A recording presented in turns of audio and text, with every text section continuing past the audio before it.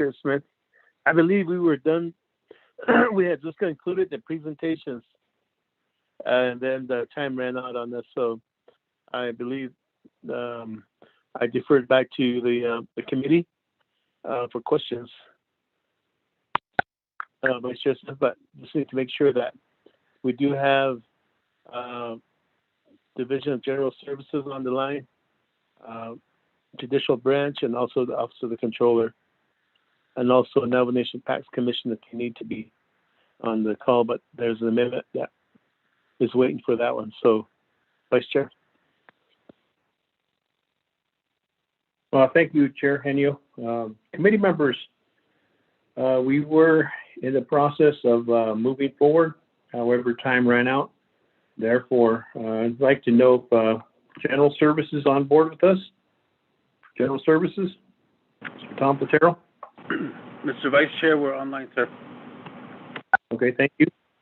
Mr. City, are you online with us? Stephen Ed City is online for the Judicial Branch. Thank you, Chair Pro Tem. Thank you. Thank you very much. Acting Controller Elizabeth Begay, are you with us?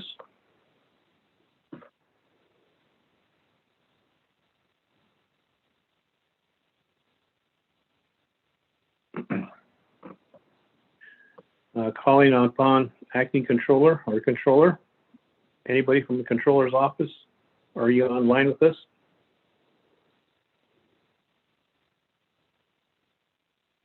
Peggy, could you contact the Controller to be online with us?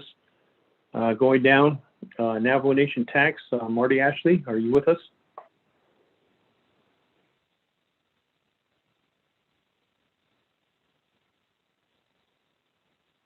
Mr. Marty Ashley?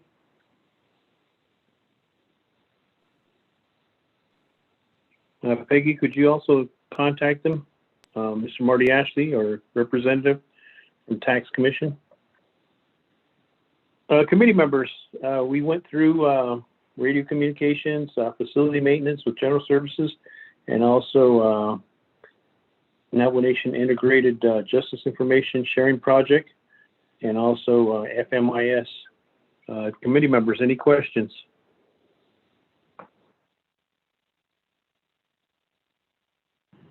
Pro Tem Vice Chair, Pro Tem Chair, this is Delegate Crotty with a question.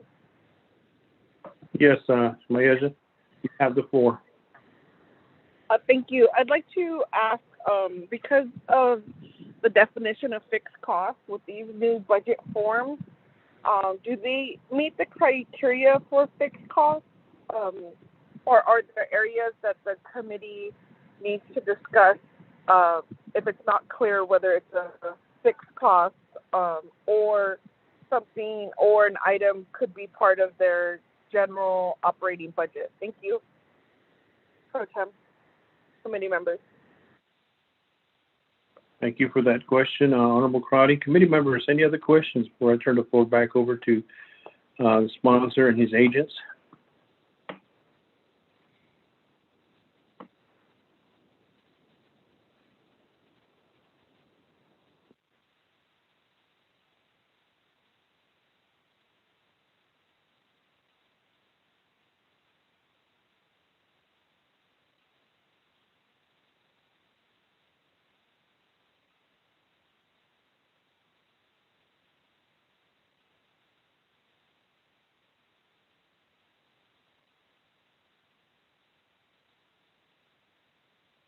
Vice Chair Smith.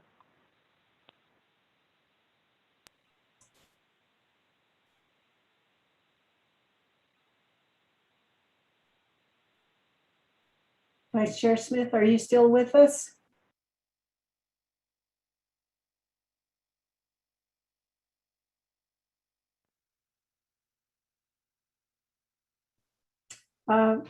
Chair Henio, Vice Chair indicates that he has connectivity problems at the moment, and Mr. Ashley is trying to unmute his computer, and he's going to be calling it. Oh, he's on the call now, and he's muted. Okay, thank you for that information. I guess we'll have to wait for Vice Chair Smith because without him, we don't have a quorum.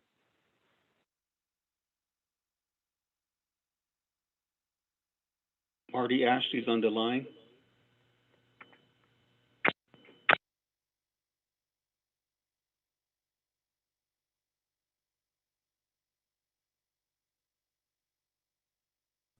Chair Henio, we also have Delegate Brown and also Delegate Gay. They're on the call, and then we have the controller on the call as well. So we have Delegate Crotty, yourself, Nathaniel Brown, and also Elmer Begay. And I did see Jimmy Yellowhair momentarily. But so you do have 4 members.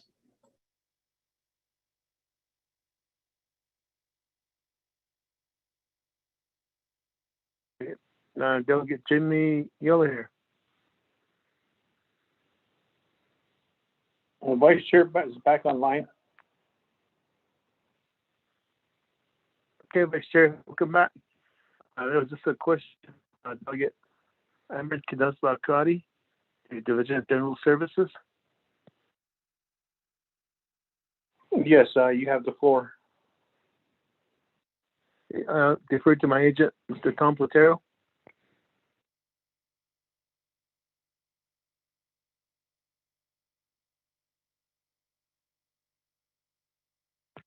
Mr. Tom Platero, you have the floor. Mr. Vice Chair, members of the committee, for budget 118008 fixed cost radio communications, our instructions were to take out the supplies.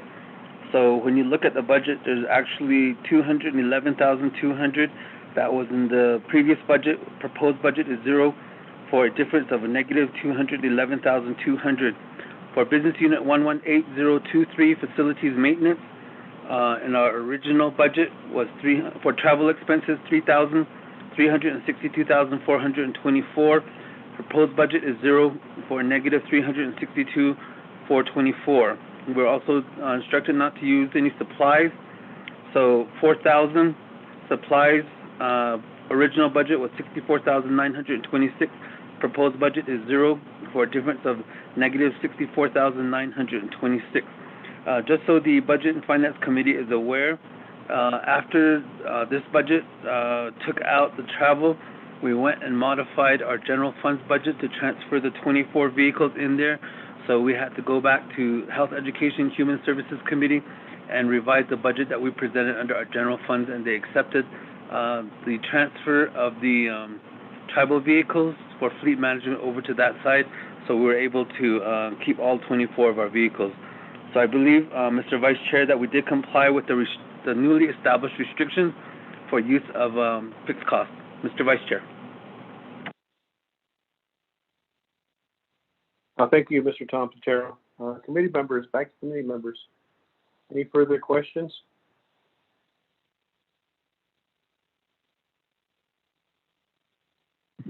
Vice Chair Pro Tem, or Chair Pro Tem, I'm sorry. This is Delegate Crotty with a question. Yes, Honorable Crotty, you have the floor. Thank you. I'd like to ask Department of Justice, when the committee, I see across the budget funding for a consultant.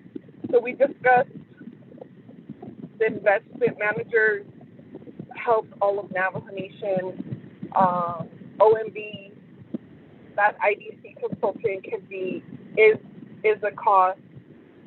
For other consultants, what is the metric used to make sure that it fits the fixed cost definition? Thank you. Thank you, Honorable Crotty. Any other questions for the legislation committee members?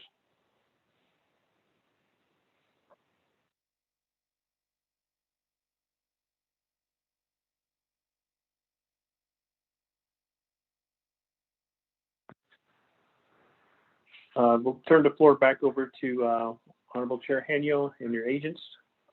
Chair Henio, you have the floor. Okay, thank you, Vice Chair Smith. I'll defer that question to Mr. Platero.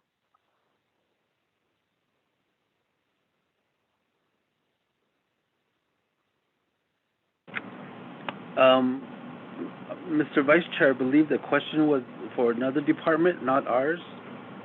Perhaps Delegate Crotty could restate her question. Thank you, Mr. Matero. Honorable Crotty, who are you directing the question to on behalf of the consultants? Thank you, Pro Tem. My question is for Department of Justice, for the committee in taking, I'm looking at other charges that are going into consultant. I just need to know at what point the consultant meets the fixed cost definition. So we know OMB does and Office of the Controller. I just need to know if the other line items requesting consultant falls under the fixed cost definition. Thank you.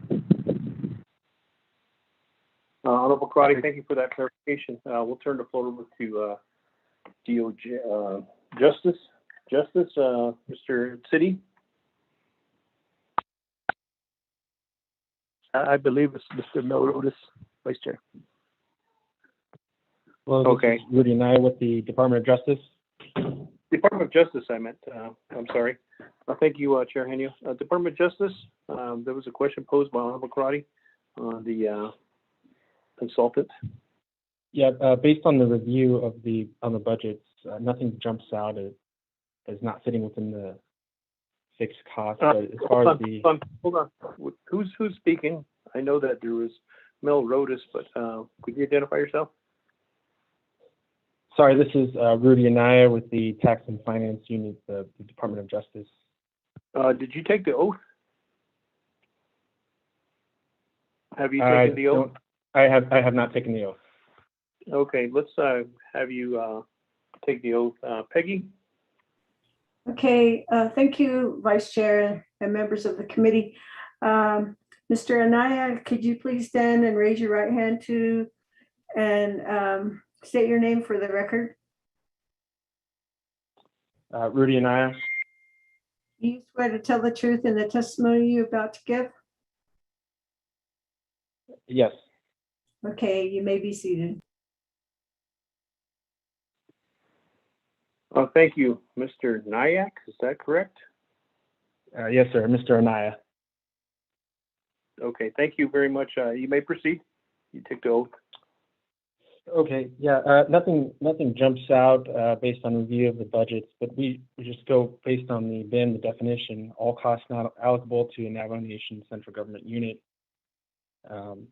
These costs are incurred for the operation of the overall Navajo Nation government, include capital fixed costs. Fixed costs generally include outlays for insurance, utilities, rent, debt service, and other commitments. Yeah, so based on a quick review of the budgets, nothing is jumping out as not being a fixed cost. Does that answer your question? Thank you. Well, thank you, Department of Justice. Back to Honorable Crotty. Does that answer your question?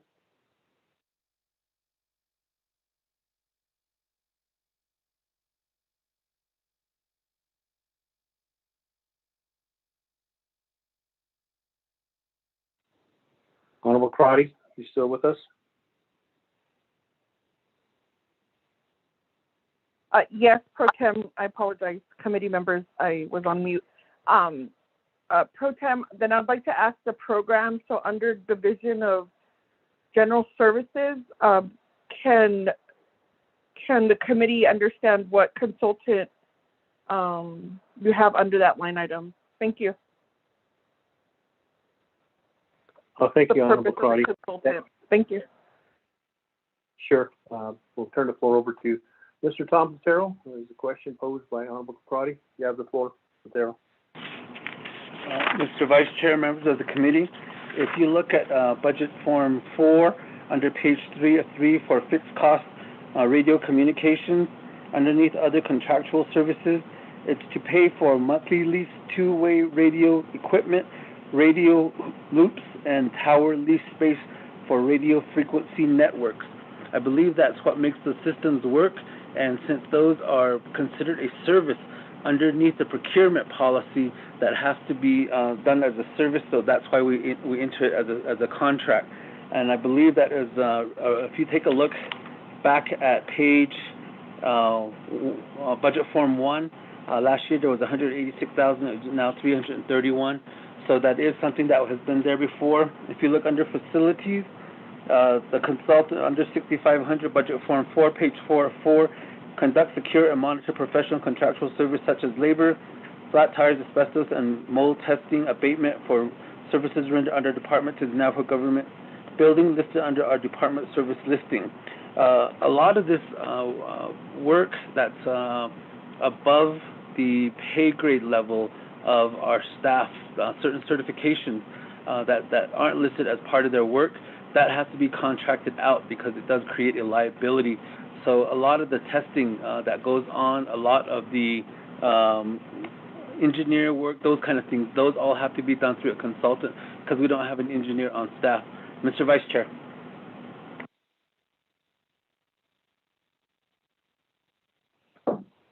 Thank you, Mr. Botero. Back to committee members. Honorable Crotty, do you have a follow-up question? No, thank you for the answer. Thank you, Honorable Crotty. Thank you, Mr. Botero. Committee members, any further questions?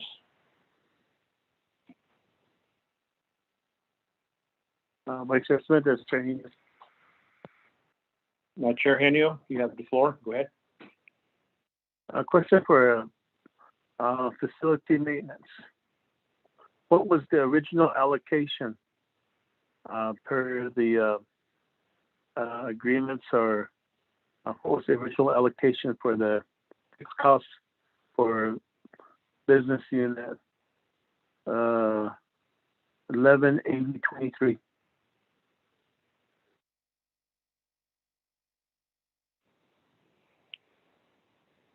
Facility maintenance, general services. Mr. Botero, question posed by the agent, or not the agent, but the sponsor. Could you answer that? Mr. Vice Chair, members of the committee, the number and the original budget that was submitted on August 9th had underneath the original budget $2,373,000, proposed budget $2,427,040, for a difference of $426,667. For the current budget that you're reviewing, dated October 10, 2021, the original budget is $2,373,000, proposed budget $2,427,040 for proposed budget, for a difference of $426,667. The numbers are exactly the same as what was originally allocated to the department. Mr. Vice Chair. Thank you, Mr. Botero, for that reading of the original budget. Back to Chair Henio. Does that suffice your question? Yes, that does. Thank you, Vice Chair Smith. Agoshi. Committee members, any further questions? I know we need to do an amendment here shortly. If not, I'll turn the floor back over to Chair Henio. Is there any additional items that we need to discuss before we move forward? Vice Chair Smith, let's see here. This for the judicial branch. Question for judicial branch is under their budget line item.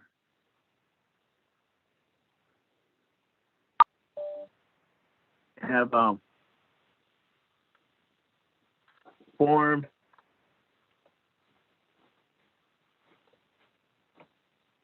Form 3, I believe it is. Hold on. Trying to get that. Oh, here it is.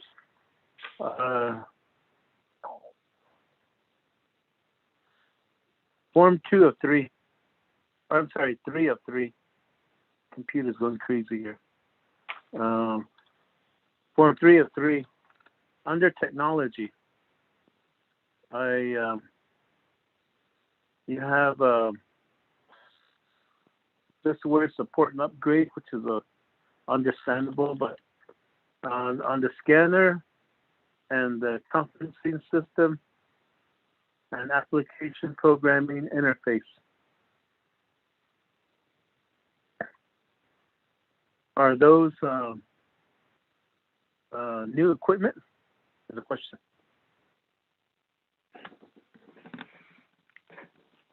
This is Stephen at City. This is Stephen at City. Can you hear me? Yes, City, this question is to you. You have the floor now. Go ahead. Yeah, thank you, Shannon.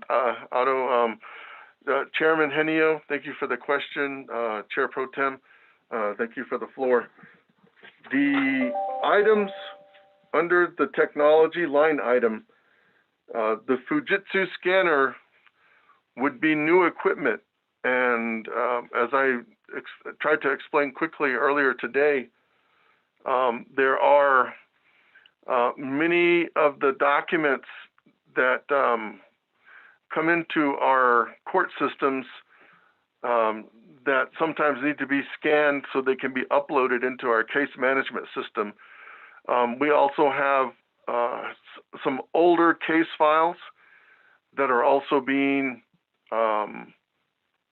converted from original hard copies into digital formats so that those also will be available digitally if there are requests for those case information.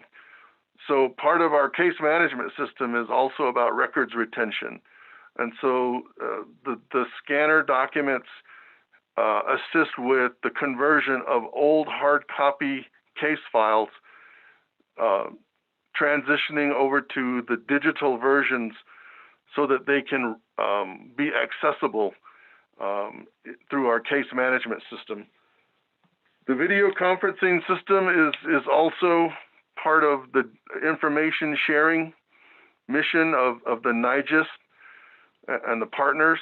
That would be to continue to provide for communications between the partners. Right now, we primarily conduct our hearings through telephonic means, but we have we always have strived to expand for providing video conferencing hearings as well. Recently, last year, we were able to get more equipment through the CARES Act to continue to develop the video conferencing capabilities within the Navajo Nation IT system.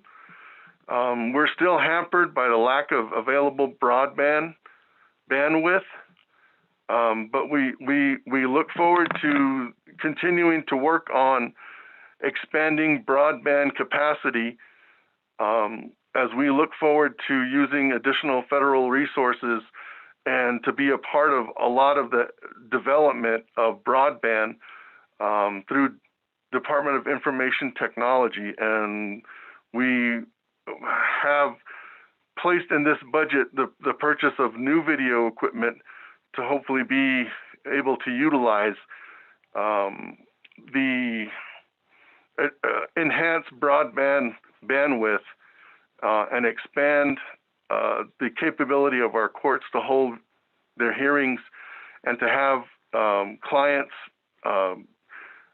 participate through video conferencing means as a improvement over the telephonic conferences that we currently hold. The last item, the application programming interface, that amount of funding goes to help the development of a particular API that will be linking the Division of Public Safety's CODI records management system software to the Justware case management system software. And we've been working on this project for the last several years. And this resource will support the work that the Department of Information Technology, DIT, the Judicial Branch, and the Division of Public Safety are engaged in There's some technical capabilities within each of our programs, and this funding helps support the completion of this programming interface tool, so that there will be an ability to share information from the CODI system, RMS, records management system, and the JustWare case management system that rests within the judicial branch. Mr. Chair and Chair Pro Tem. Thank you for that. Back to Chair Henio. Thank you, Vice Chair Smith. It's just a concern here now. As we have gone over and over on the definition of fixed costs. And those are reoccurring. I don't know why we can't get that word across to the programs. Things that are reoccurring on a yearly, annual basis. That, like, for example, easy one with Navajo Nation Tax Commission, their building rental. That occurs every year. And this is new equipment. I don't know how, maybe Department of Justice could help if this was in that definition and it's kind of hidden in here, tucked away. I noticed that because of the fact that when the original budget came in, it was $133,000 for maintenance. Next thing you know, it jumps up to $201,000, and then you have to see why it jumps up so high. And that's because they tucked away the new equipment in here, trying to fool somebody, I guess. Vice Chair, that's my concern. And maybe DOJ can help us out.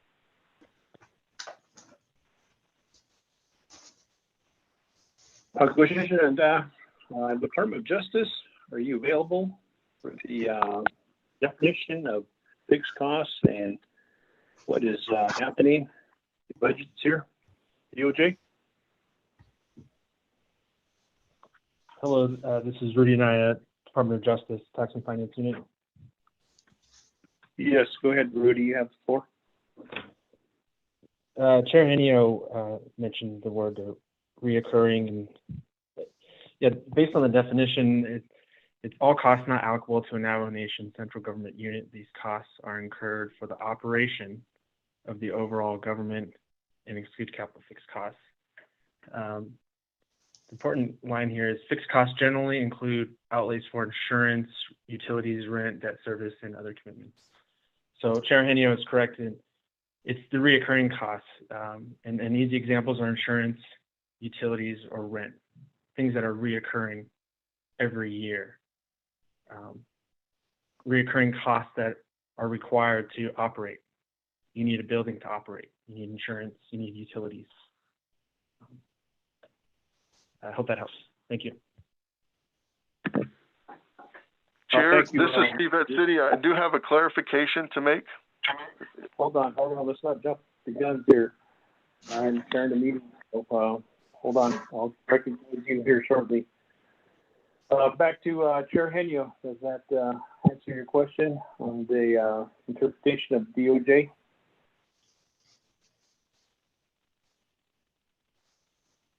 Thank you, Department of Justice, for that explanation. And I'm just, I think Delegate Yellowhair had kind of the same concerns last year regarding with this integrated justice information sharing project and how it made it into the fixed cost budget. I think this should be like a program or project, a program by itself. And these items, although the explanations is justifiable, but it's not fixed costs. It could easily it should have went into the regular operating budget for the judicial branch, Supreme Court's operating budget. And that's where it should have been. as a new equipment. And I believe there's others that you could also look at as possibly not even being fixed cost too, maybe.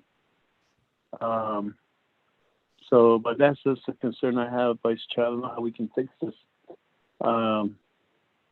with these items here. And so I don't know if it's the just wear support and upgrade, if that's a fixed cost. I wanted to ask that question, but I figured I'll focus on the other part first. We might have to do another amendment again.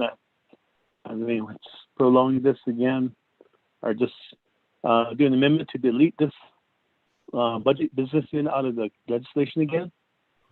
Options I'm just thinking about right now. Vice Chair, back to you. Thank you very much, Chair Henio. You do bring up a valid point, and also based on what Department of Justice has interpreted. Committee members, there's a concern brought forth on the recurring cost, and this should be at least not identified as fixed cost. Committee members, what's your recommendation? Chair Pro Tem, this is Steve. Stephen at City, I did have some clarification. Hold on, Steve. Let me get the Budget and Finance Committee members' input first. Budget and Finance Committee members? Pro Tem, this is Delegate Crotty. Honorable Crotty, let you have the floor. Go ahead. Yes, thank you. Pro Tem, I'm trying to, and I do hear and I appreciate Chairman Henio's concern. I share similar concerns. I don't think the issue is, are these expenses justified? I think the concern is, do they meet the definition of fixed cost?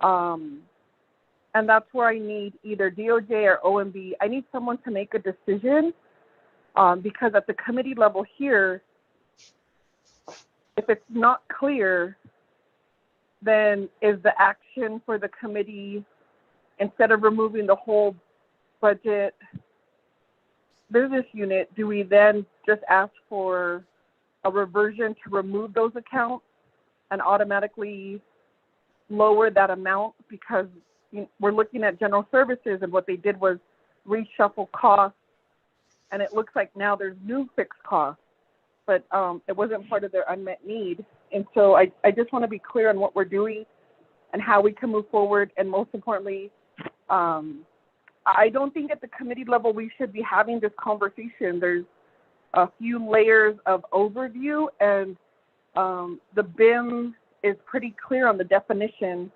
But I think, Vice Chair, if you need that guidance from the committee to start removing or reducing the amount, we could work on that and make sure that this fixed cost legislation is in fact all of the costs for fixed costs that is a debt to the nation. And I say that knowing that we have $40 million that we're using for the interest income, and fixed costs should be re-examined to make sure first it meets the definition, and second, it's properly being used, because the OMB expenditure report, there was a low percentage of expenditure. So I'm hearing from the agents, but I'm also thinking that there's room here to reduce without a significant impact if they were not able to spend that money last fiscal year. Thank you, Vice Chair Pro Tem. Chair, this is Delegate Yella here, Pro Tem Chair. Thank you, Honorable Crotty. We'll go ahead and request the definition to be elaborated a little more from DOJ. But before I do that, I'll turn the floor over to Honorable Yella Hair. You have the floor. Okay, yeah, I'm driving right here. I kind of lose signal, but I agree with the Chairman Henio. This on the judicial, it's not a fixed cost; it's recurring. Because I'm curious about one thing we paid the consultant up there. I think we lost this money to the consultant. I think we should put this under a operating recurring expense line item for the budget. So this has to be moved out from fixed costs. And I can say more about it, but I might lose here signal. So we had to move this. I make motion to move this money out from the fixed cost, put in the recurring expense account. Henio, I hit it right, Neil. To the chairman. The chair, pro temp,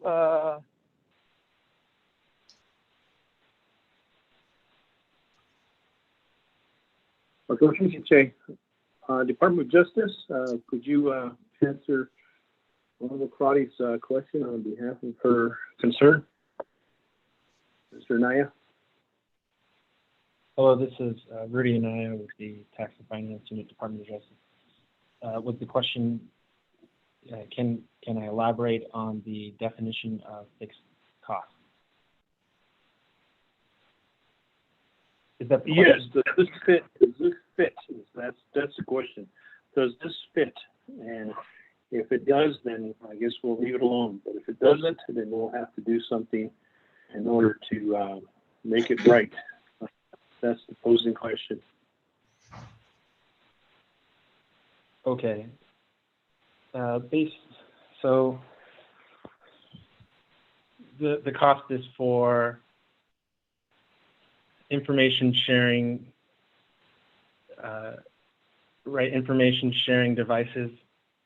Is that correct?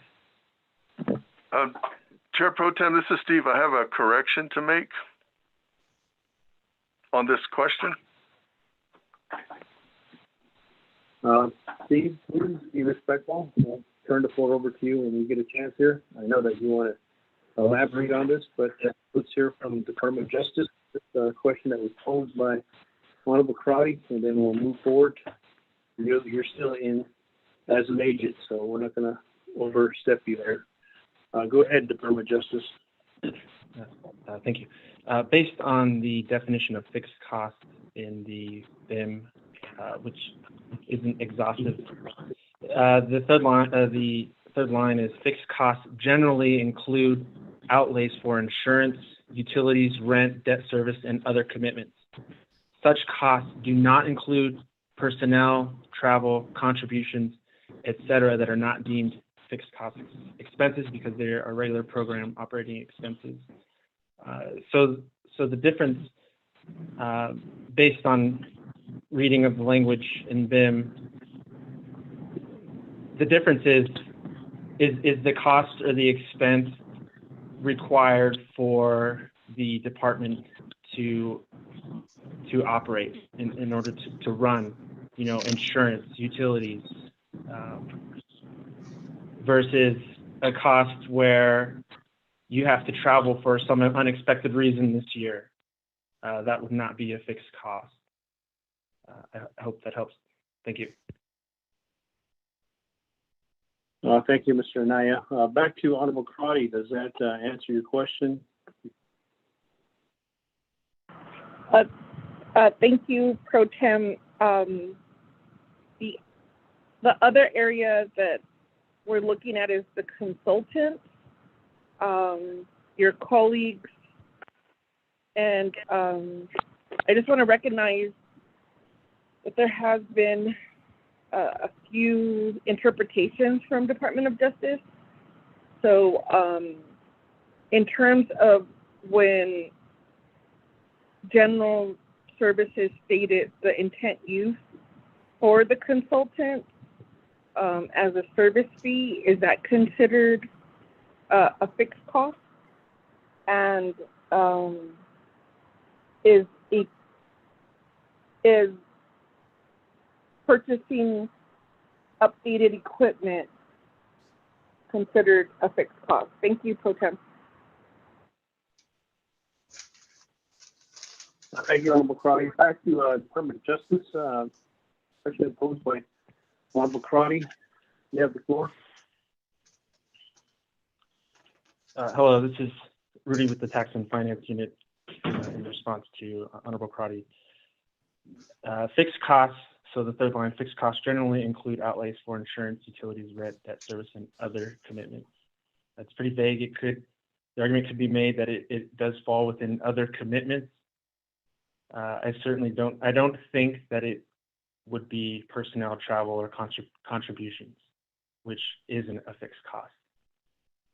So I think that the cost for the consultant to provide services relating to the use of information sharing devices for the operation of the department or program may fall within the definition of fixed cost under other commitments, quote unquote, under commitments. Thank you. Well, thank you, Mr. Anaya. Committee members, let me turn the floor over to Mr. City. Mr. City, you have the floor. Yeah, thank you, Shannon. Pro Tem Chair and Sponsor Henio, I want to apologize because I read this budget incorrectly when I responded to your question initially, Chair Henio. This line item is specifically a list under the specific level of detail 76320, which is for software support. And I incorrectly stated that the Fujitsu scanner was for new equipment. That's actually for the service and the maintenance of the software for those scanners. We have scanners already within our branch, and they do need software upgrades and maintenance from time to time. And so that is what that expense is for. It's not for buying a new scanner or more than one new scanner. It's for the maintenance and software support. Likewise, I mentioned that we already have some video conferencing equipment. Again, that $21,905 is for service, upgrades, and software support for that video conferencing system. It's not to buy cameras or receivers or any other the actual hardware that makes up the video conferencing system. I misspoke, and the same thing goes for the API, the Application Programming Interface. That is, again, as I said, we're developing that tool internally, and it is to help with the software upgrade and the service needs for the API that we are developing. So these are all service and maintenance for these devices and for these tools that all help to enhance for information sharing. So again, I apologize for misspeaking earlier. These are not individual devices that we're purchasing, but these are the expenses to help keep these devices and these tools maintained and upgraded for their use in across our judicial system. And it serves all of our partners, from the prosecutor's office, public defender, Division of Social Services, as well as probation, peacemaking, and all of our courts, and also the Division of Public Safety. Thank you. Thank you, Mr. Stephen. Back to the sponsor of this legislation, the clarification made. Chair Henio, you have the floor. Excuse me, Mr. Chair. This is Laureline from OLC. I have a couple comments maybe to add to this, to a little bit of a clarification, if you would give me a few minutes. Let me give the floor back to Chair Henio, then I'll recognize you, Legislative Council. Chair Henio, you have the floor. Thank you.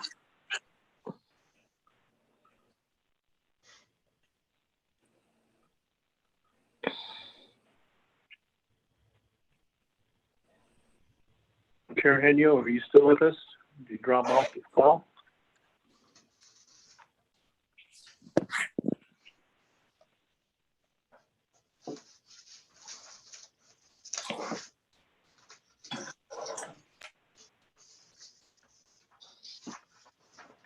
I don't think we have Chair Henio on board. Sponsors not with us. I'm back on the line, Vice Chair Smith. Okay, you have the floor. There was a response back on behalf of Mr. City on the technology 6320 software support, and you have the floor, Chair Henio. Okay, thank you, Vice Chair Smith. So now my next concern is, hold on here. I believe, I'm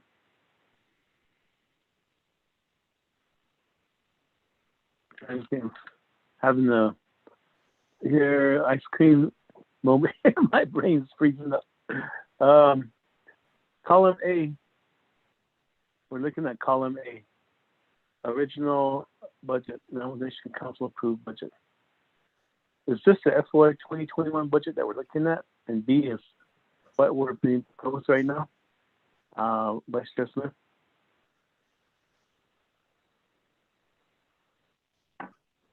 Say again there, Chair Henio, are we talking about budget form 1? Column Yes, A? budget form 1. Yes, budget form 1.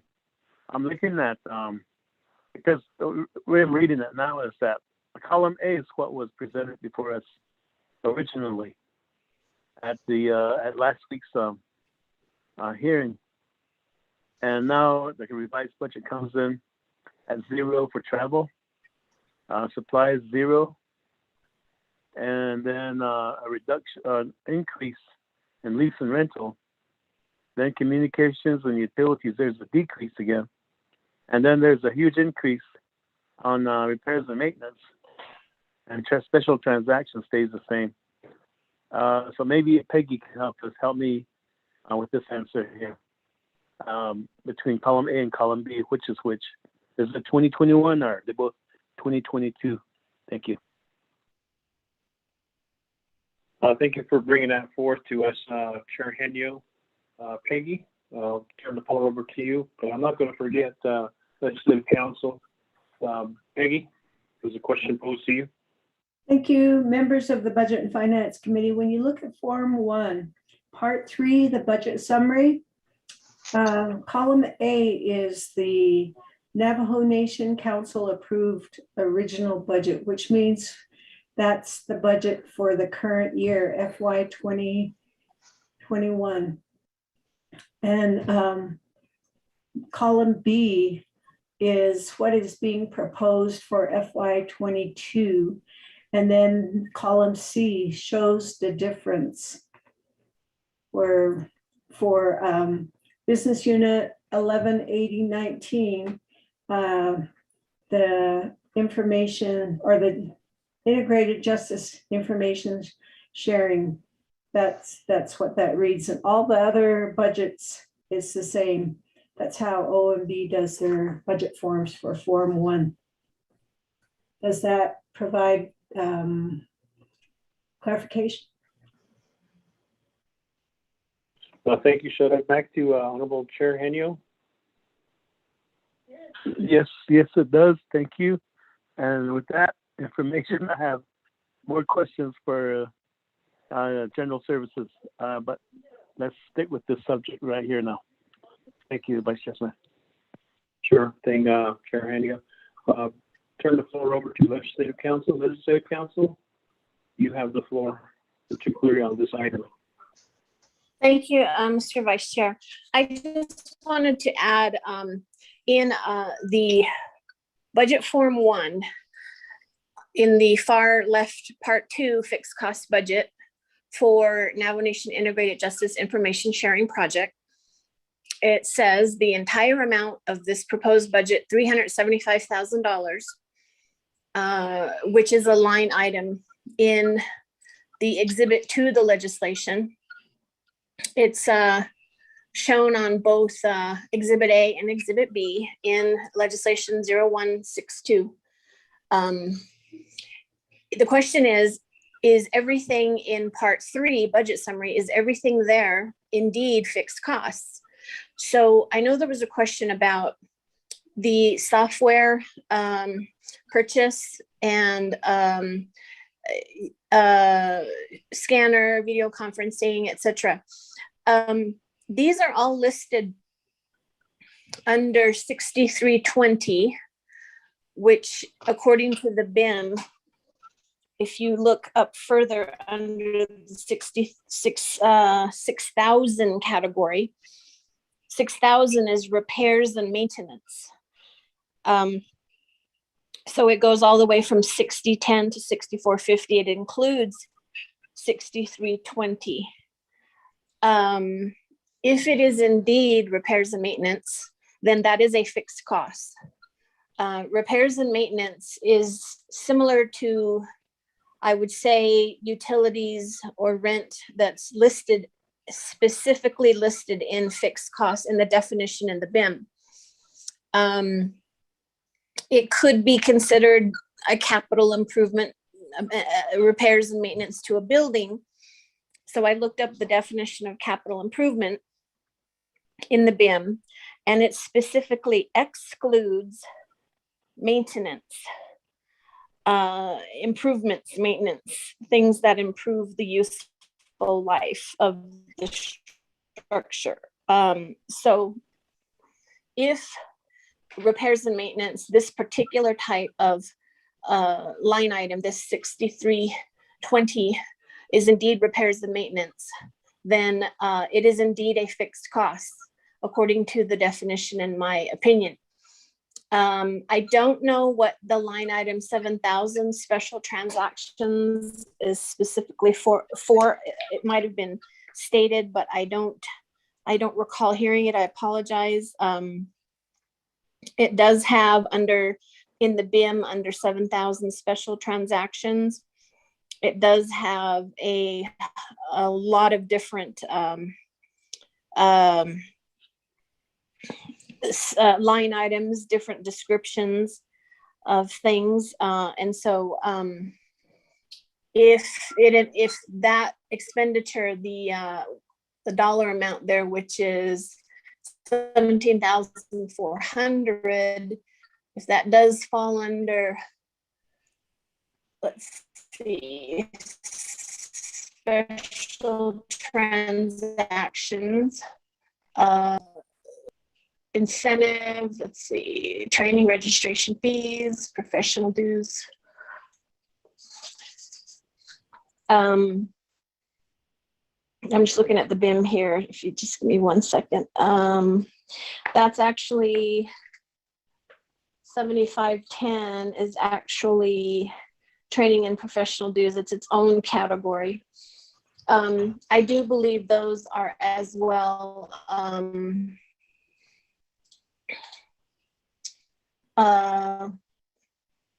fixed costs, special transactions. They're not necessarily excluded by the fixed cost definition. And as I understand, there are recurring expenses that programs do have, but they're not all fixed costs. Programs do have regular operating expenses, including some of these special transactions, trainings, and professional dues to be able to continue working.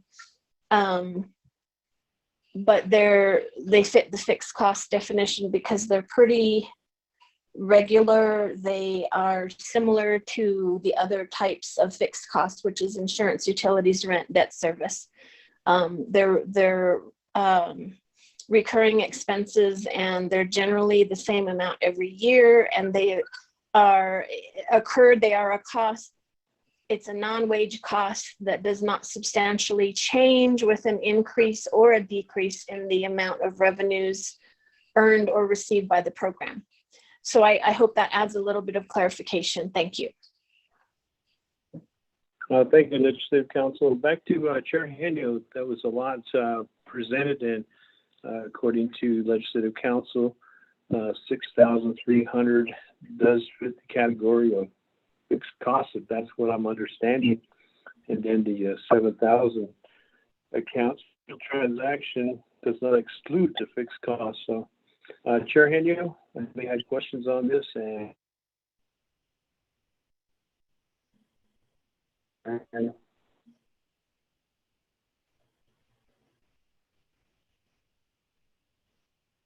Okay, thank you, Vice Chair Smith. Just trying to look for the original budget from last week for judicial branch. Maybe give me a little bit more time. Maybe other committee members might have questions.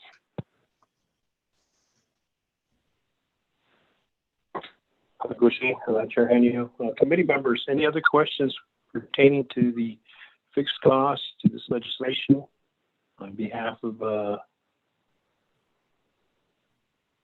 discussion we're having?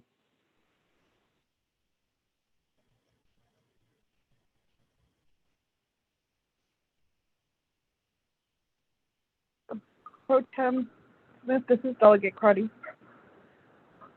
Delegate Crotty, go ahead. You have the floor. Yes, thank you, Pro Tem. Just that was a lot of information, and so in trying to follow the discussion, can Legislative Council just repeat what areas are all of the budget items considered fixed costs that are being presented in this legislation?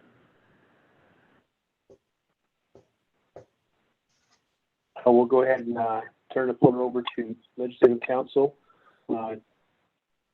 Delegate Crotty. Legislative Council, there's a question posed. You have the floor. Thank you, Mr. Vice Chair and Delegate Crotty. So I'm looking again at Budget Form 1. And after looking at the specific breakdown of what all makes up the far right-hand column in Budget Form 1, it looks like there's the only one I'm really concerned about is where there's a positive number. So we have 5,000 lease and rental, 150, and then we have repairs and maintenance, 68,926. So my understanding is that these are the positive numbers that the program is requesting that the Budget and Finance Committee approve. Well, that's the difference. And so if we take a look at B, proposed budget, then it all totals to 375,000. So we do have lease and rentals, 5,000. We have 5,500 communications and utilities. We have 6,000, and then we have 7,000 special transactions. It is my opinion, after thoroughly examining the fixed cost definition and also looking at the object codes and the categories of object codes, it's my opinion that all of these four, 5,000, 5,500, 6,000, and 7,000, that they all are fixed costs. So I hope that clarifies my answer. Thank you.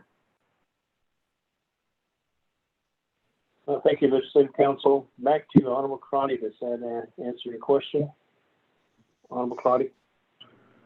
Yes, thank you, Pro Tem. So I did take a note of that, and I appreciate the feedback from Legislative Council, and that certainly helps me, and I hope the committee as we move forward in the discussion. Vice Chair, I want to ask if the sponsor, Chairman Henio, was going to motion for the amendment, or did he need the assistance of the committee on the amendment for Navajo Tax Commission? Thank you. Thank you, Honorable Crotty. Thank you, Legislative Council, for clarifying that too. Back to Chair Henio, there was a question posed by Honorable Crotty, possible amendment. When do you want to include that?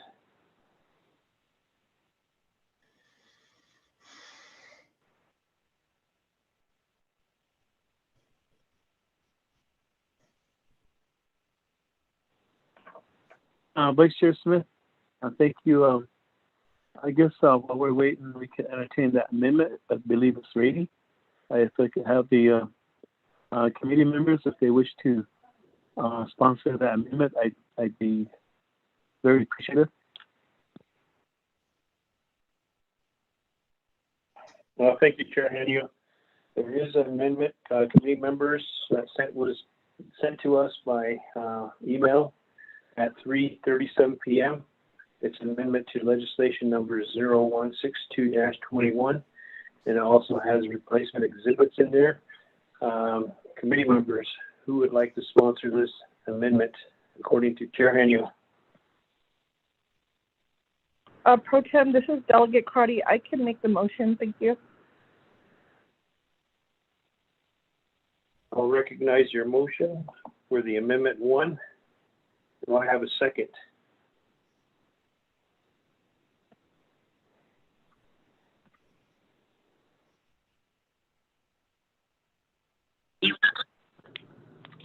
This is Delegate Brown. I'll second. I'll recognize Delegate Brown as a second of Amendment 1. Could we have this read into the record, Shada? We have a motion and a second. Yes, Vice Chair, I did send out the Amendment 1 language. Amendment to legislation number 0162-21. 1, on page 1 at line 18, on page 2 at line 21, delete the word and. 2, on page 2 at lines 4, 9, 13, and 26, delete the word and. 3, on page 1 at line 19, after the words FMIS maintenance, add the following new wording, comma, underscore, and for the office of the Navajo Tax Commission. 3, on page 2 at line 5, after judicial branch, add the following new wording, comma, and for the office of the Navajo Tax Commission. 4, on page 2 at lines 10, 14, 26, after FMIS maintenance, add the following new wording, comma, and for the office of Navajo Tax Commission. 5, on page 2 at line 22, after maintenance, add the following new wording, comma, and for the office of the Navajo Tax Commission. 6, replace Exhibit B with the new Exhibit B provided by ONTC OMB. 7, replace Exhibit C with the new Exhibit C provided by ONTC OMB. 8, replace Exhibit E with the new Exhibit E provided by ONTC/OMB. 9, renumber or reletter succeeding paragraphs, sections, and exhibits as necessary and appropriate. The Office of Legislative Services and the Office of Legislative Counsel will, with notice to the sponsors of the legislation, are hereby authorized to make technical edits to this legislation as necessary and appropriate to correct grammatical and or scrivener's errors, to correct numerical errors, so long as such edits effectuate the committee's intent in approving this legislation. This amendment shall supersede inconsistent language contained in any other committee amendment, which shall be conformed to the intent or language of this amendment. That's the Amendment 1. Thank you for that reading, Shada. We have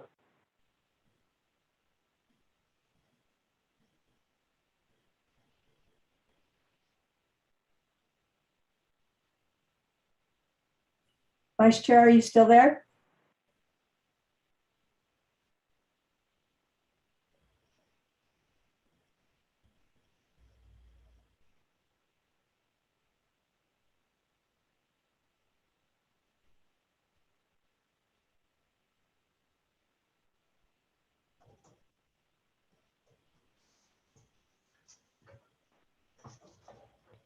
I think we lost Vice Chair Smith.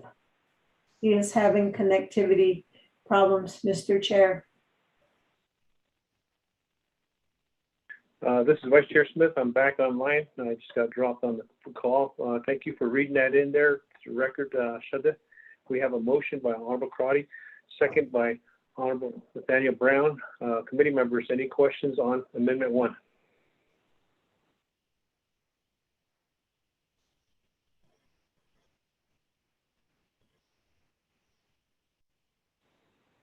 I don't hear any questions on Amendment 1. Shanella, round the horn. Sure, Vice Chairman. Roll call vote on amendment number 1. Honorable Jamie Henry, how do you vote? I vote green. Okay, thank you. Honorable Jamie Henry votes green. Honorable Jeremy Yellowhair, how do you vote? I vote green.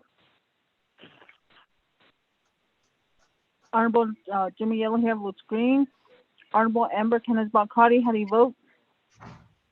Shredded Delegate Amber Kenneth Balcati, and I vote green. Thank you. Thank you, Shadeja. Honorable Amber Kenneth Balcati votes green. Honorable Nathaniel Brown, how do you vote? Delegate Brown votes green. Yeah. Thank you. Honorable Nathaniel Brown votes green. Honorable Almer P. Begay, how do you vote?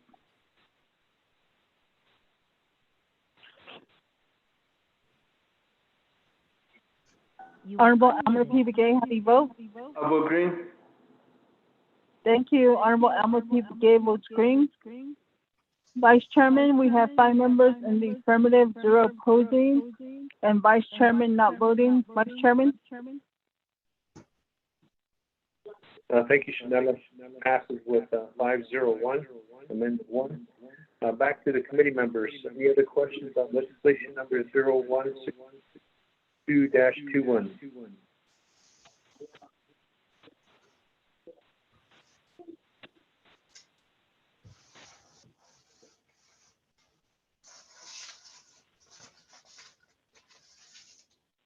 Committee members, are you ready to call for the question? Vice Chair, just Henio. Chair Henio, I recognize you. You have the floor.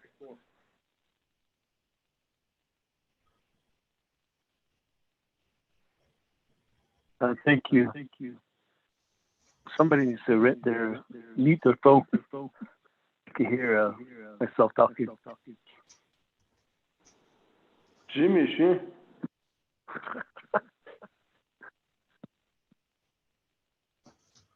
Vice Chair Smith. Yes, I can still hear myself. There's echo. Yes, please mute your phones, those that are listening in. We're conducting business here. We appreciate it. We don't need to hear echo in the background. Chair Henio, you have the floor.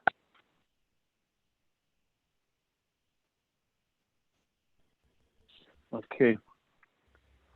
Just looking at the original budget for facilities maintenance.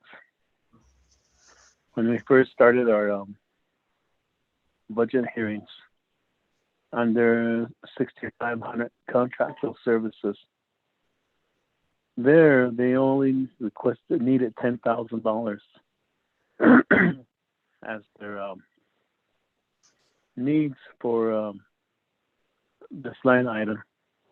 Conducting, monitor contractual services such as labor, flat tires, asbestos, mold-tested abatement for services rendered under Department for Navajo Nation government buildings, listed under our department service listings, securing professional service to all department services to the Navajo Nation. And they only needed 10,000.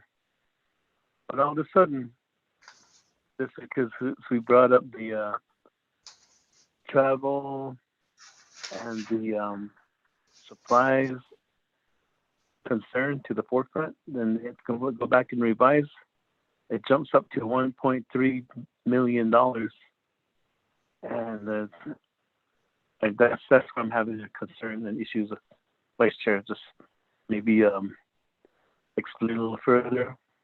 How come it jumped from 10,000 to where it's at right now with 1.3 million, I believe it was. Hold on here. 1.382030. Vice Chair, sir.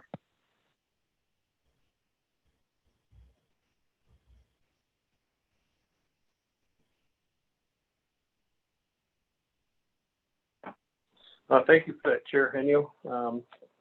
Practically looking for the original budget that was submitted to us. Found it. Okay, we were talking about the contractual services at 10,000, and now they're asking for an increase. Mr. Patero, you have the floor. There's a question posed by Chair Henyo on line item 7,000. Mr. Vice Chair, members of the committee, if Mr. Chairman will look at the original budget that was submitted, that was actually put under building improvements, which was the capital, but based on the definition of fixed costs, we moved those costs over to contractual.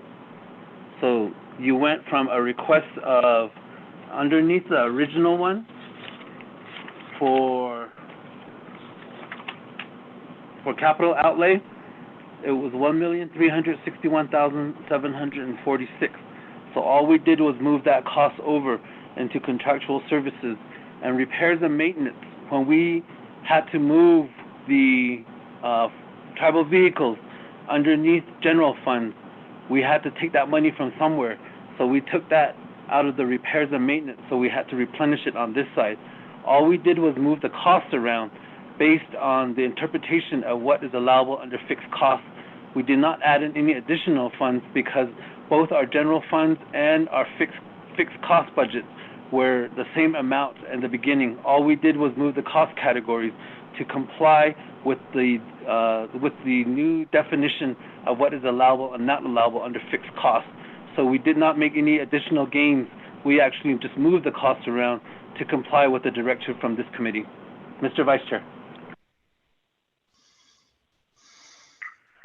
Okay, Mr. Matero, back to Chair Henyo. The explanation was provided. Do you have any follow-up questions on?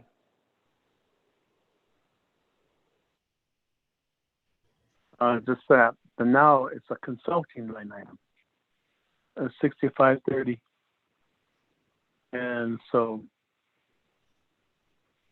I guess if that's allowable to do, then that's a trick I learned again. But Department of Justice maybe can help me with this explanation on this one here. Vice Chair Smith. Chair Henno, you came kind of scrambled up. Say that again. Hold on, let me move my computer away from my phone here. Can you hear me now? Yes, I can hear you clearly. Thank you. Okay. All right. Yeah, it's my computer that interferes with my comment was now it's under consulting 6530, and so I think we just move money around. From what I hear, we just kind of cook the books or so per se. Maybe Department of Justice can help and see if that's allowable to do, and if that is considered a fixed cost. Thank you, Vice Chair. Thank you, Chair Henyo. Legislative Council, did you hear the question? And for your interjection on behalf of what is happening here, we need clarification if that's considered fixed costs with your opinion. You have the floor, Legislative Council. Thank you, Mr. Vice Chair. I'm looking at budget form 4, page 4, where it says 6,500 contractual services at the top. And it reads right underneath, it says conduct, secure, and monitor professional contractual services such as labor, flat tire, asbestos, and mold test abatement for services rendered for the building listed under our department services listing. So I actually think this fits under repairs and maintenance because they're repairing asbestos and mold, they're removing mold and repairing the walls or whatever in their building. I think it fits better under repairs and maintenance. That's my opinion. And it would be definitely a fixed cost if it was under repairs and maintenance. That's my opinion regarding that particular issue. Thank you.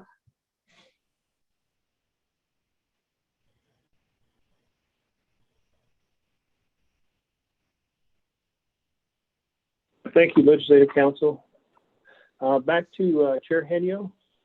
Question that you posed was provided by Legislative Council. Do you have a follow-up question?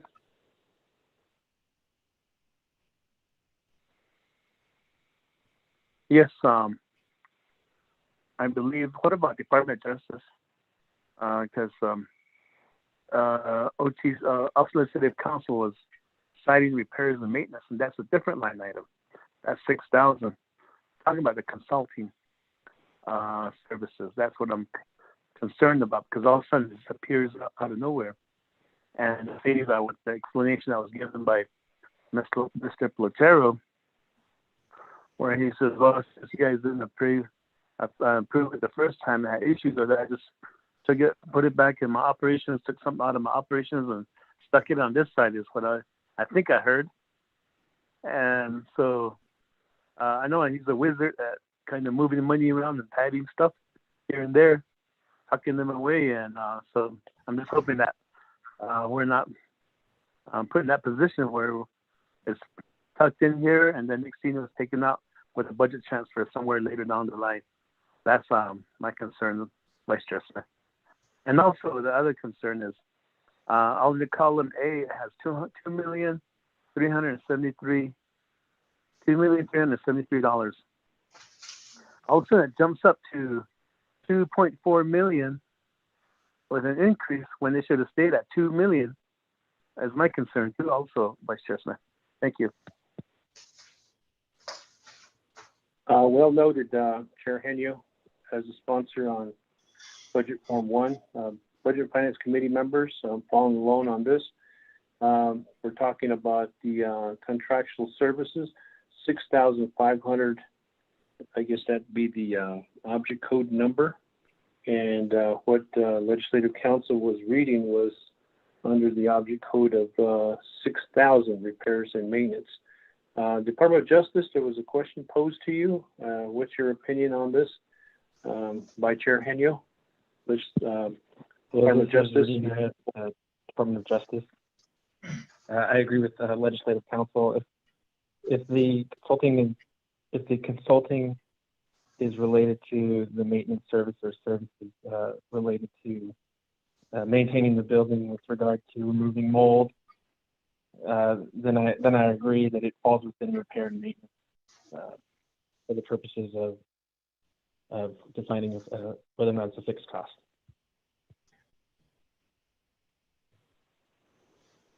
Thank you, Rudy and Naya, for that clarification, concurring with Legislative Council. Back to Chair Henio. Do you have a follow-up question regarding the line items that were presented here? Vice Chair Smith, thank you. We can move forward if the committee feels comfortable with that idea, that line item, and we can move on to that. Just again, my other concern, column A on Form 1 and column B, it should have stayed the same, I think, in my opinion. Well, thank you, Chair Henio. That question be posed to the committee members. We have 4 committee members that are on board with us. The question is posed to the committee to leave it as it is, and I call for the question, or do we amend that to reflect that what fixed costs should be at according to the line A as Navajo Nation approved original budget, and it would reflect back on B. Committee members.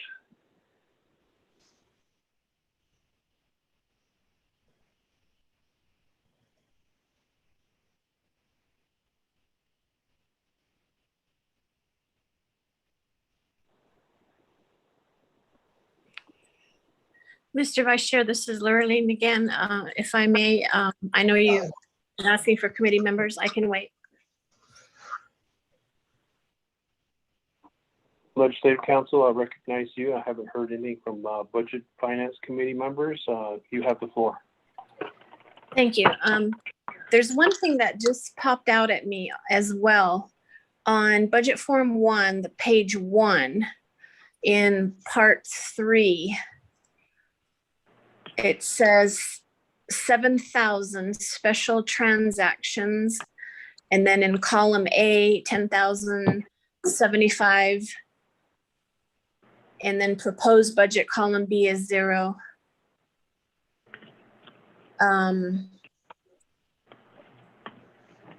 Let's see.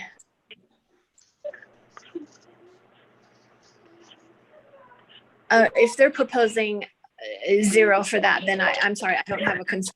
All right, I had a concern, but then I realized they're not proposing anything for that. So sorry about that. Thank you. Pro Tem, this is Delegate Crotty with a question.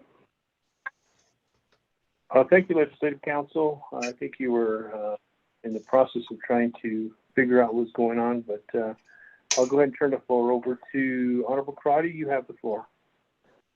Thank you, Pro Tem. If I could ask OMB, when the budgets are passed and they're using fixed costs, which is a restricted fund, if the program asks for budget transfers, does OMB track that? Do they allow budget transfers for restricted funds into any other item? I'm curious just to know on how the money will be used. Does it just stay in this account? Is it as restricted as personnel up savings fund? Thank you, Pro Tem. Well, thank you, Honorable Crotty. I'll turn the floor over to OMB. Do we have Lisa Jim or Mr. Dominic? Question posed to OMB on the budget transfer and what happens to that, OMB?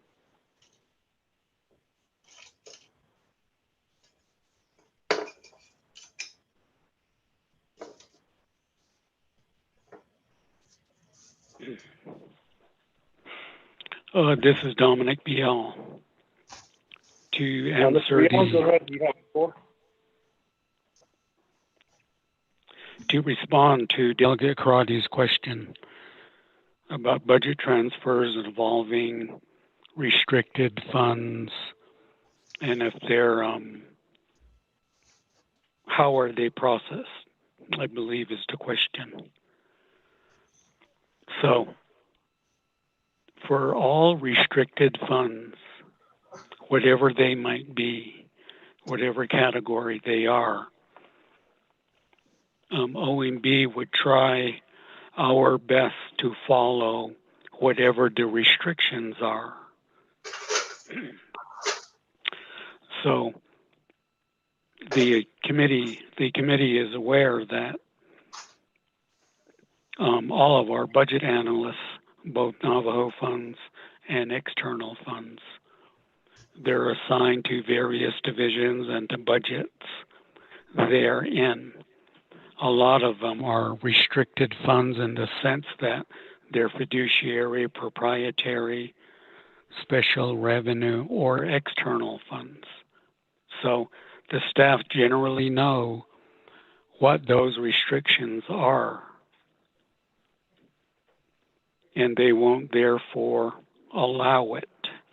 If it knowingly is disallowed or not permissible. Now, speaking about fixed costs, I can say this. I think it's come to everyone's attention that the B&F committee, for whatever reasons, is really spending time applying the definition and asking all these questions about whether certain object code, budget costs, and expenses are allowable or not. We will follow those restrictions in the BIM, page 24, to the utmost and to the best of our ability. So generally speaking, Chair, committee members, Ms. Crotty, that's the reply. Thank you.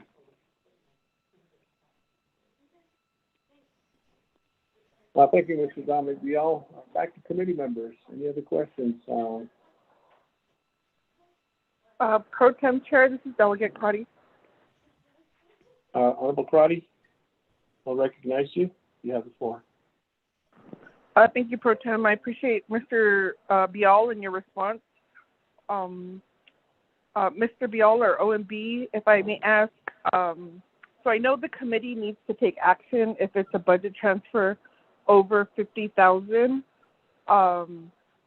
Could OMB, or does there need to be a directive? Does there need to be action taken for the committee to get a courtesy copy if a budget transfer is requested regarding fixed costs? Or is, let me ask that first, and the second question is to Legislative Council, then where could be a modification in our policies where Budget and Finance Committees given a courtesy notice when budget transfers are initiated using fixed cost dollars? Thank you. Thank you for that, Honorable Crotty. OMB, there's a question posed. I'll turn the floor over to you, Mr. Dominic Bial. Mr. Chair, committee members, this is Dominic Bial. The way I understand the question, the first part of the question, is whether OMB could notify or inform the committee, and I would presume the other affected oversight committees, about any budget transfer request involving fixed cost accounts. Now, in the past, of course, we haven't been doing that, but we can if it's the wish, desire of the committee in this case. Mr. Chair, committee members, that's my answer. Thank you, Mr. Dominic Bial. Back to committee members. Any further questions? I have a comment, Mr. Vice Chair. This is Lurleen, but I can wait when you recognize me. This is Chair Henia. Chair Henia, I'll recognize you. Go ahead. You have the floor. Okay. Question for Mr. Bial. So overall, on the fixed cost budget for all the programs that were listed in the original legislation before we did the amendment, what was the total budget for the fixed cost, and is that budget amount set in stone? My question, Vice Chair. Thank you, Chair Henio. I think maybe you're talking about Exhibit B, but I'll turn the floor over to Dominic Bial, OMB. You have the floor. Mr. Chair, committee members, replying to Delegate Henio. I'm going to turn over the microphone, you might say, to Lisa Jim. Lisa Jim is the budget analyst who works with the fixed cost group of budgets. Lisa.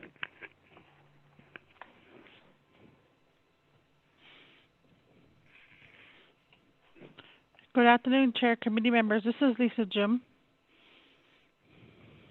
Yes, you have the floor, Lisa. Go ahead.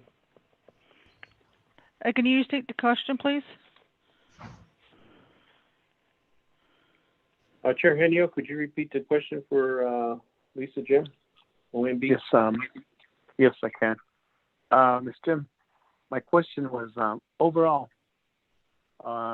with the original legislation that I sponsored, that we are still talking about right now, what was the overall budget for fixed costs? What was the total amount that was divvied up between all the programs? And is that number set in stone, or is there money to be moved that could be moved around? That's my question. Thank you, Chair Henio. Lisa, OMB, you have the floor. Thank you, committee members. Chair, the amount given to fixed costs was the overall amount for 21 general fund was $18,013,778. because that fixed cost amount is part of the planning allocations. We think you would need uh, the attorneys to decide whether or not that can just be moved around. Mr. Chair, committee members. Well, thank you, Lisa Jim. Back to Chair Henio. That was the amount, usual budget. Thank you, Vice Chair Smith. The reason why I asked that question is because you look at judicial branch, and they kept their call on Form 1 on their Form 1 of their budget. They kept column A and column B the same at $375,000, and so did the rest of the programs, but except for general services. So going back to my concern is on facilities maintenance. Column A shows $2,373,000. Proposed budget column B shows $2,427,000. What to say here? $40. So that's an over expenditure right there already, and there's only $18 million that is divvied out between all these programs. So at the end of the day, my concern would be is who gets shortchanged by $400,000. At the same time, we just approved an amendment, and we need to make room for the Office of the Navajo Tax Commission on their fixed cost budget. So that's why I asked if this $18 million was set in stone, or is there another pot of money that is going to be used to fund the over expenditure of the $18 million? That's my question, my concern and questions, Vice Chair. Okay, Chair Henio. That question, I suppose, goes to ONB. Lisa, you have the floor. Thank you, Chair, committee members. The question that Delegate Henio is referring to for facilities maintenance, again, column A is FY21. That's what they received this year. That's what they're operating with now. Column B is the proposed 22. That's what they're looking at for 22. So if you remember, the amount for general funds for last year's fixed cost was $15,815,144. Fixed costs got to increase. That's why they're at $18,013,778. Mr. Chair, committee members. Well, thank you for that clarification, Lisa Jim. Back to Chair Henio. That's why I asked the question earlier, Vice Chair Smith, to get clarification to see column A and column B, because that's sort of the impression I got when Mr. Platero was doing his presentation. I was like, okay, column A must have been FY 2021, and column B is FY 2022 then. And then, so that's why I posed that question. What is column A? And the answer I got was, oh, that's FY 2022's proposed budget, and these are the revised side in the column B. And that's why I kept pressing on with this $2 million versus $2.4 million and so forth. But we still need to make room for the Navajo Nation Tax Commission's amendment that we made. I believe it was $87,000, Vice Chair Smith.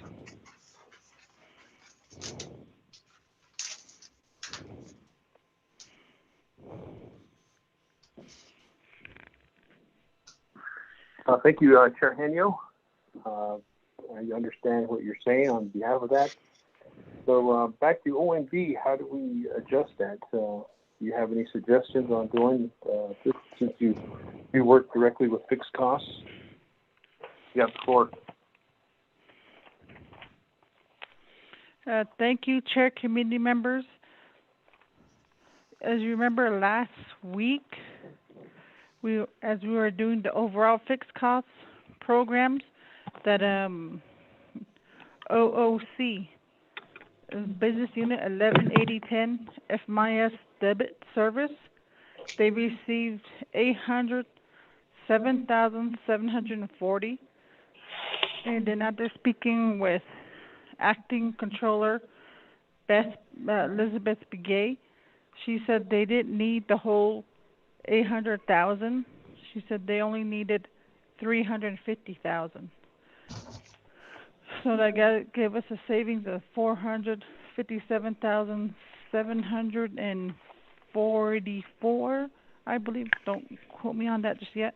Yes, 457,744. And that in turn is how the amendment for tax commission came about for 87,811. I believe there was also another request, and I didn't catch all the details of that second request. Mr. Chair, committee members.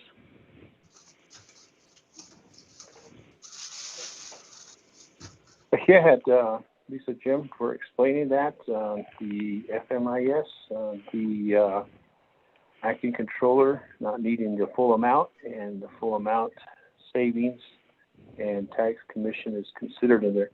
Back to Chair Henio.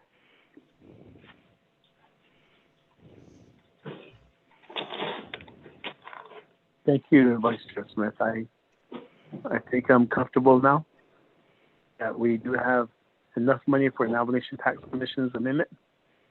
Thank you. Iga, you're the sponsor on this, so if you feel comfortable on this, it's time to call for the question. Committee members, before I call for the question, do you have any last comments or questions before we get the second reading?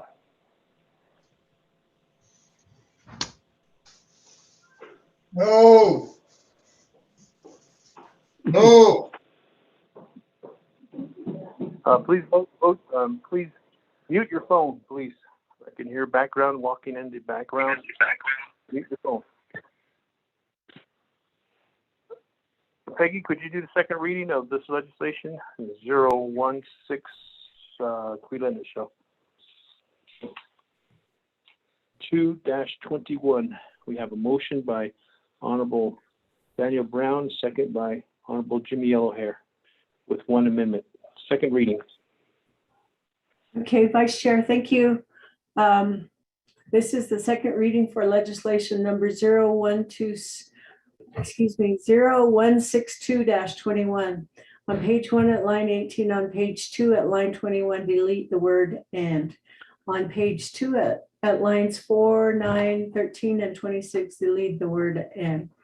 3, on page 1 at line 19, after FMIS maintenance, add the following new wording: underscore, comma, and for the office of the Navajo Tax Commission. 3, on page 2, line 5, after judicial branch, add the following new wording: comma, and for the office of the Navajo Tax Commission. 4, on page 2 at lines 10, 14, 26, after FMIS maintenance, add the following new wording: comma, and for the office of the Navajo Tax Commission. 5, on page 2 at line 22, after maintenance, add the following new wording: comma, and for the office of the Navajo Tax Commission. 6, replace Exhibit B with new Exhibit B provided by ONTC OMB.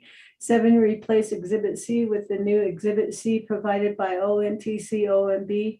8, replace Exhibit E with the new Exhibit E provided by ONTC OMB. Renumber or re-letter succeeding paragraphs, sections, and exhibits as necessary and appropriate. The Office of Legislative Services and the Office of Legislative Counsel, with notice to the sponsors of the legislation, are hereby authorized to make technical edits to this legislation as necessary and appropriate to correct grammatical and or Scrivener's errors, to correct numerical errors, so long as such edits effectuate the committee's intent in approving this legislation. This amendment shall supersede inconsistent language contained in any other committee amendment which shall be conformed to the intent or language of this amendment. Mr. Vice Chair, and on page 1, line 30, there is a typo, and we can correct that. per this amendment. Mr. Chair, Vice Chair.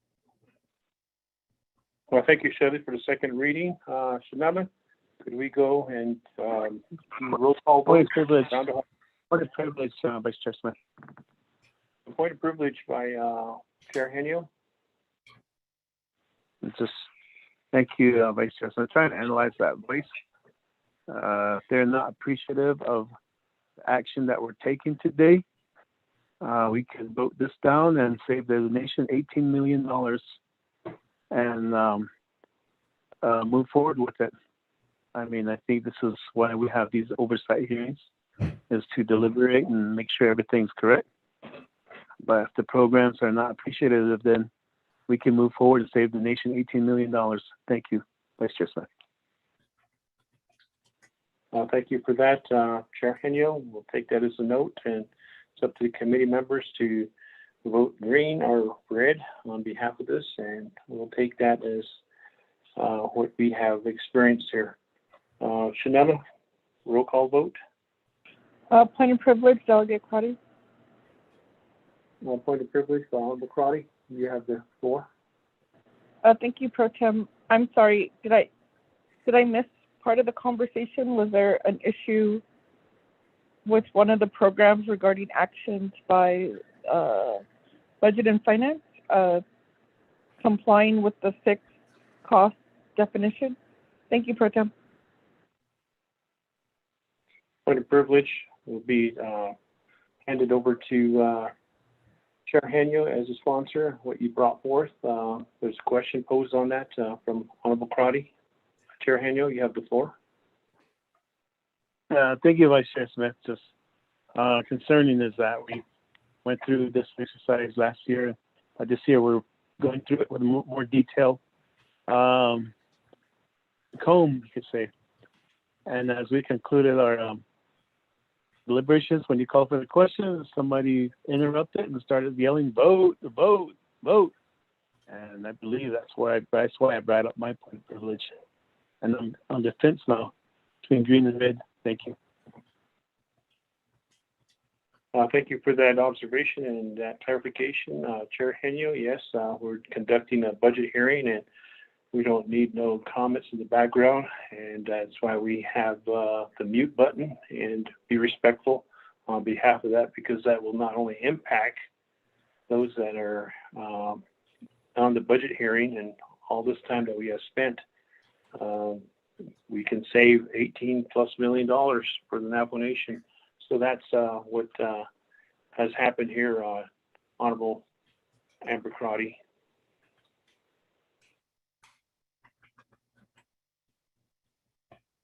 With that, let's call for the roll call vote on legislation number 0162-21, which second reading has been done. Shanella, go ahead, call for the vote.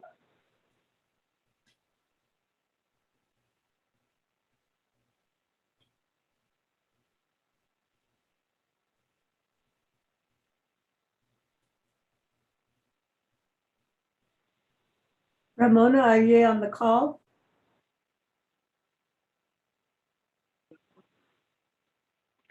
I was unmuted. I'm sorry. But Jamie, how do you vote?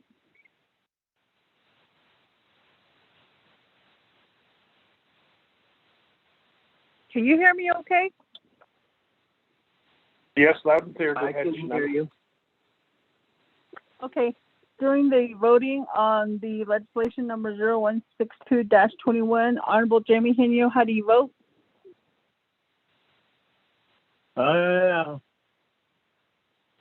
Vote green. Thank you. Honorable Jamie Henio votes green. Honorable Jimmy Yellowhair, how do you vote? I'll vote green. I think we still have to take care of balance of the budget anyway, no matter what's going on today. Yeah, I'll vote green. Thank you. Honorable Jimmy Yellowhair votes green. Honorable Amber Keenan-Balcrotty, how do you vote? Shouted, this is Delegate Amber Keenan-Balcrotty, and I vote green. Thank you. Thank you. Honorable Amber Keenan-Balcrotty votes green. Honorable Nathaniel Brown, how do you vote? Delegate Brown, I checked my ego at the door, so I vote green. Thank you. Thank you. Honorable Nathaniel Brown votes green. Honorable Elmer P. Begay, how do you vote?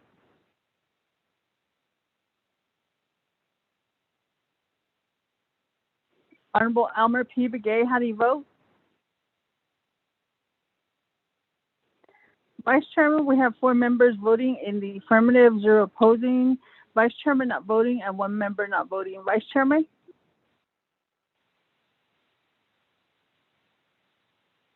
Thank you, Shanava. The legislation for 0162-21, 401, 1 not voting. This has passed. Final authority is Budget and Finance Committee. Thank you, Budget and Finance Committee members and presenters. Today's new business is concluded. I will turn the gavel over to our chair, Chair Henyo. You have the gavel. Gashina, thank you, Vice Chair Smith, for taking over and taking care of this business for the Budget and Finance Committee. So with that, we are at the end of our agenda for this budget oversight hearing. I believe the next item on the agenda is the close of session. Chair, I voted green. Okay, I'll repeat the game. Oh. Ramona, did you get that?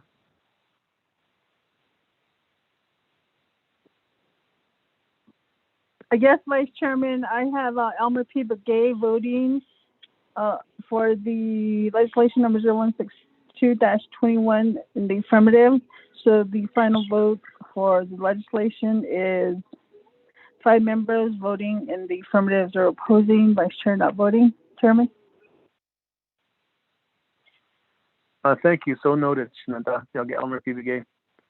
With that, is there a motion to adjourn? Motion, Delegate Crowdy. I believe everybody is talking at the same time. Who is motion to adjourn? Vice Chair Smith. Vice Chair Smith, motion to adjourn. Is there a second? Second by Nathaniel Brown. Is there Delegate Brown that second? Yes, I did. Thank you. Okay. So motion by Vice Chair Smith, second by Nathaniel Brown. With that, roll call vote. Ramona?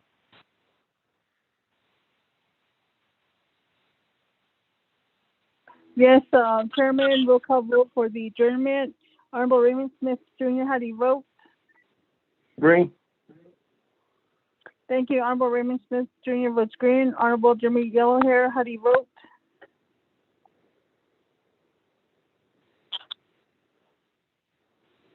Honorable green. Jimmy Yellowhair. Honorable green. Honorable Jimmy Yellowhair votes green. Honorable Amber Kenneth-Bakati, how do you vote? Delegate Amber Kenneth-Bakati, and I vote green. Thank you, Shada. Thank you, Shadeja. Excuse me. Honorable Amber Kenneth-Bakati votes green. Honorable Nathaniel Brown, how do you vote? Delegate Brown votes green. Yeah. Thank you. Honorable Nathaniel Brown votes green. Honorable Elmer P. Begay, how do you vote? I vote green. Thank you. Honorable Elmer P. Begay votes green. Chairman, we have 5 members voting in the affirmative, 0 opposing, and Chairman not voting. Chairman? Gashina, thank you for that roll call vote. It is 5:13 p.m. and we are officially adjourned with a vote of 5 in favor, 0 opposed, Chair not voting. Thank you, Shananta, Budget and Finance Committee members, for a long, productive day with the regular meeting and this budget oversight hearing. Thank you. Have a good evening.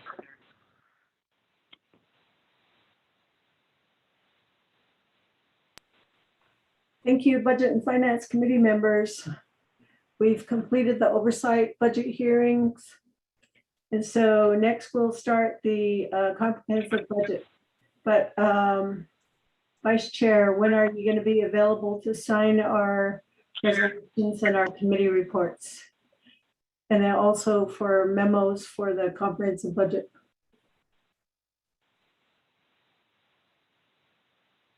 I can be available in about another 45 minutes, an hour. Okay, we'll place them in your budget, in your box works. How's that? I'll be All righty, that works for us. Thank you all so much for Also, all you did. Get and to the programs. committee report. The committee reports for today's regular meeting, and will they be ready? Oh, those will be ready probably within a half hour, or you can sign them tomorrow too if you want. Yes, that's what I'm planning on doing.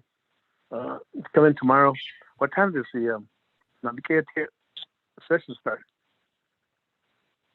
Most likely it's at 10. I'm not sure.